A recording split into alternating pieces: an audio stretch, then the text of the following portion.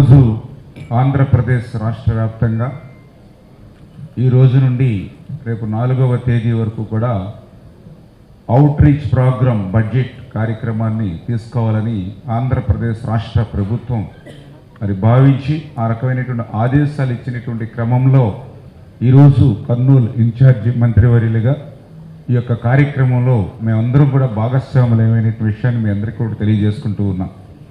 ఎందుకు ఈ యొక్క బడ్జెట్ అవుట్ రీచ్ ప్రోగ్రామ్ అని అంటే ఆంధ్రప్రదేశ్ ప్రస్తుత కూటమి ప్రభుత్వం అభివృద్ధి సంక్షేమం రెండు కళ్ళుగా ఈరోజు ఈ రాష్ట్రంలో ముందుకు తీసుకెళ్తున్నటువంటి పరిస్థితి. అది కూడా ఎటువంటి పరిస్థితుల్లో మనం అభివృద్ధి సంక్షేమాన్ని తీసుకెళ్తూ ఉన్నాం. ఆర్థిక పరమైనటువంటి ఇబ్బందులు కష్టాలు ఈ రాష్ట్రాన్ని వెంటాడుతున్నటువంటి దశలో కూడా ఏ రకంగా అభివృద్ధిని సంక్షేమాన్ని ఇస్తున్నామనే విషయాన్ని ప్రజలకు స్పష్టంగా తెలియజేయాలనే ఉద్దేశంతో ఈ యొక్క బడ్జెట్ అవుట్ రీచ్ ప్రోగ్రాం.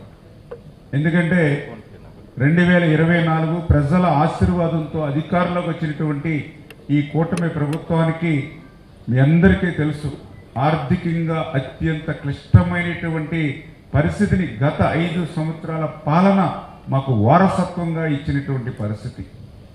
2024లో ఆర్థిక పరిస్థితి చూస్తే వెంటిలేటర్ మీద ఉన్నటువంటి ఆర్థిక పరిస్థితి, వెంటిలేటర్ మీద ఉన్నటువంటి ఆర్థిక స్థితిని ఈరోజు మేము పూర్తిగా 100% బాగు చేసేసామని చెప్పలేము. కానీ పరిపాలన దక్షత ఉన్నటువంటి వ్యక్తి ముఖ్యమంత్రిగా ఉండడం చంద్రబాబు నాయుడు గారు, ఆయనకి కొండంత అండగా ఉప ముఖ్యమంత్రి పవన్ కళ్యాణ్ గారు ఉండడం, వీళ్ళిద్దరికీ తోడుగా నరేంద్ర మోడీ గారు ప్రధానమంత్రిగా సహాయ సహకారాలు అందించడం వల్ల ఆ యొక్క వెంటిలేటర్ మీద ఉన్నటువంటి ఆర్థిక వ్యవస్థని ప్రస్తుతానికి ఐసీయూలోకి తీసుకొచ్చాం.